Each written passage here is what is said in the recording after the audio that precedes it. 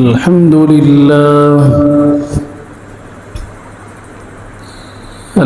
لله نحمده ونستعينه ونستغفره ونؤمن به ونتوكل عليه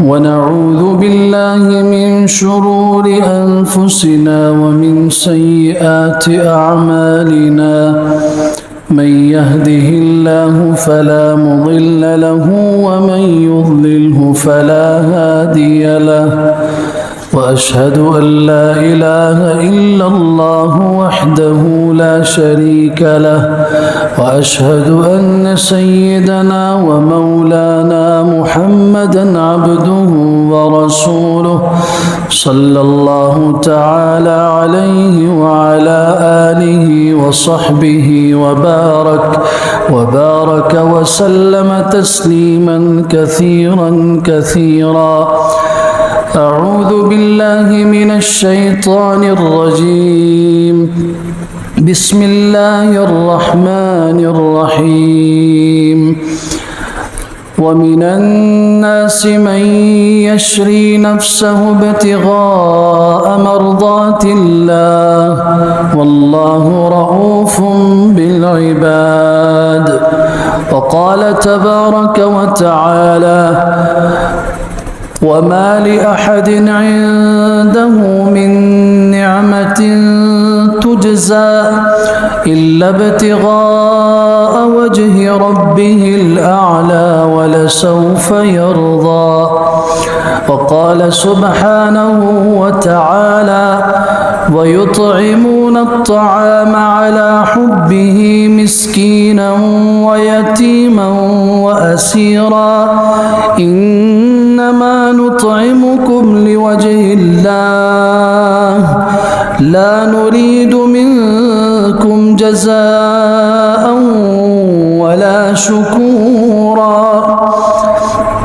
وقال عز وجل وما تنفقون إلا ابتغاء وجه الله وعن أبي أمامة رضي الله تعالى عنه قال رسول الله صلى الله تعالى عليه وسلم من أحب لله وأبغض لله وأعطى لله ومنع لله فقد استكمل إيمانه أو كما قال رسول الله صلى الله تعالى عليه وسلم صدق الله وصدق رسوله المصطفى صلى الله عليه وسلم ونحن على ذلك لمن الشاهدين والشاكرين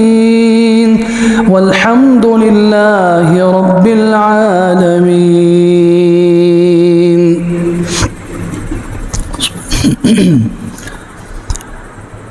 काबिल इज़्ज़त एहतराम हज़रात,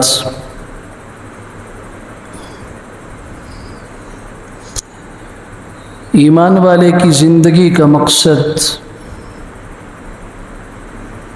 और इसकी मंजिल और इसका नस्बुल ऐन जिसकी तलाश में दिन रात सफ़र व हज़र में खुशी गमी में हर हाल में रहना चाहिए, वो अल्लाह की रज़ा है।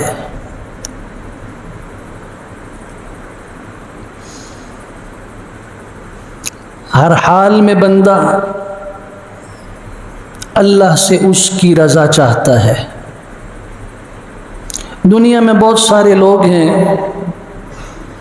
कोई अपनी बीवी को राज़ी करने में लगा है, कोई अपनी औलाद को राज़ी करने में मसरूफ़ है, कोई अपने माँ बाप को खुश करने में लगा हुआ है, तो कोई अपने माहौल में, अपने आस पास में रहने वाले दुनिया के लोगों की रज़ा का तालिब है। ईमान वाले की ज़िंदगी का मकसद क्या होना चाहिए?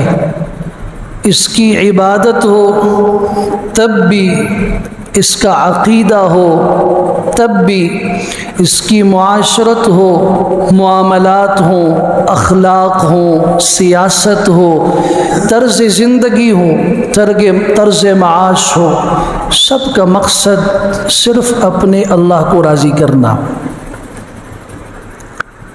نماز آپ شروع کرتے ہیں، تمام عبادات میں سب سے اہم ترین عبادت اللہ اکبر سے لے کے السلام علیکم ورحمۃ اللہ تک، بلکہ اس سے بھی بعد تک پوری اس عبادت کو دیکھیے، اول سے آخر تک صرف اللہ کی رضا مقصود ہے۔ نماز ہم پڑھتے ہیں، لیکن آج سے آپ کو ایک کیفیت بتا رہا ہوں، اس کیفیت پہ نماز پڑھیے۔ اللہ کی قسم آپ کو نماز کا ایک مزہ محسوس ہوگا، آپ کو ایک لذت ملے گی۔ یہ تصور کر کے کھڑے ہوں، جب آپ اپنے ہاتھ اٹھا رہے ہیں تو اس میں یہ تصور آپ کے دل میں ہونا چاہیے کہ اے میرے اللہ، میں آپ کو راضی کرنے کے لیے اپنے دنیا کے سارے رشتوں کو، سب کو پیچھے چھوڑ کے آپ کے دربار کی طرف آ گیا ہوں۔ سب کچھ پیچھے چھوڑ دیا میں نے، آپ کے دربار میں آ گیا۔ ہاتھ باندھ لیجیے۔ دیکھیں، ہماری دنیا میں ادب کے کچھ ظاہری اصول ہیں۔ اصل تو ادب وہ ہے جو دل میں ہو، لیکن ظاہری طور پر کچھ ادب ایسا ہوتا ہے جو نظر آ رہا ہوتا ہے۔ آپ نے دیکھا ہے ادب کا ایک طریقہ یہ ہوتا ہے کہ لوگ ہاتھ باندھ کے کھڑے ہوتے ہیں، دوسرا طریقہ ہوتا ہے کہ خاموش ہوتے ہیں، شور شرابہ نہیں کرتے، تیسرا طریقہ ادب کا یہ ہوتا ہے کہ اگر انہیں بولنا پڑے تو جس کا ادب وہ کر رہے ہیں اس کی تعریف کرتے ہیں۔ پھر ادب کا ایک دنیا میں اصول ہے کہ جھک جاتے ہیں۔ پھر اس سے آگے بڑھ کر ادب جس کی انتہا ہے وہ اللہ کے سوا کسی اور کے لیے جائز نہیں ہے، اپنی جبین نیاز، اپنی پیشانی کو اللہ کے حضور سجدے میں، مٹی میں، زمین میں، ریت میں رکھتے ہیں۔ پھر دو زانوں ہو کے بیٹھا جاتا ہے استاد کے سامنے، ادب کا تقاضا ہے، اور یہ ادب ہمیں شریعت نے سکھایا ہے۔ حضرت جبرائیل علیہ السلام طالب علم بن کے آئے تھے حضور صلی اللہ علیہ وسلم کی آخری عمر میں۔ طویل حدیث ہے، کتاب الایمان صحیح بخاری کی پہلی حدیث ہے، حضرت عمر بن خطاب رضی اللہ عنہ اس کے راوی ہیں۔ حضرت جبرائیل نے ایمان کے متعلق سوال کیا، اسلام کے متعلق سوال کیا، احسان کے متعلق سوال کیا، قیامت کے متعلق سوال کیا، قیامت کی علامات کے متعلق سوال کیا۔ کیسے بیٹھے ہیں، کس حلیے میں آئے ہیں، غور کیجئے۔ شدید بیاض الثیاب، سخت سفید کپڑے، حدیث کے الفاظ ہیں، بالکل سفید کپڑے، شدید سواد الشعر، سیاہ بال، آ کے بیٹھے ہیں۔ کیسے بیٹھے؟ فَأَسْنَدَ رُكْبَتَيْهِ إِلَى رُكْبَتَيْهِ، دو زانوں ہو کے بیٹھے۔ ادب کا ایک تقاضا یہ ہے، بڑے کے سامنے، استاد کے سامنے ادب سے التحیات کی شکل میں دو زانوں ہو کے بیٹھا جائے۔ سبحان اللہ، ہمیں نماز ادب سکھا رہی ہے۔ اللہ سب کچھ کو پیچھے چھوڑ کر آپ کے دربار میں با ادب دونوں ہاتھ باندھ کے کھڑا ہو گیا ہوں، خاموشی سے کھڑا ہوں، اور اگر میں کچھ دل میں کہہ بھی رہا ہوں تو آپ کی تعریف کر رہا ہوں، سبحانک اللہم وبحمدک۔